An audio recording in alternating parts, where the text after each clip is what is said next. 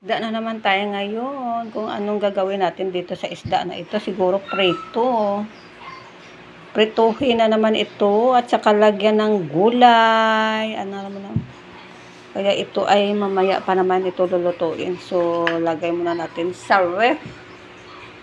Ito ay mamamaya ang lutuin. So, maaga pa naman. Ayan guys. Yan ang laman ng aking ref. Walang laman yung aking ref. Ay, ayan. See you later, guys. Dahil tayo ay gawa-gawa na sa loob ng bahay. Preparing for our lunch. Yung aking pusa nandito. Oh, ay, naku. Oh, yan. Nandito sa aming lutuan. Mamaya pa tayo magluto.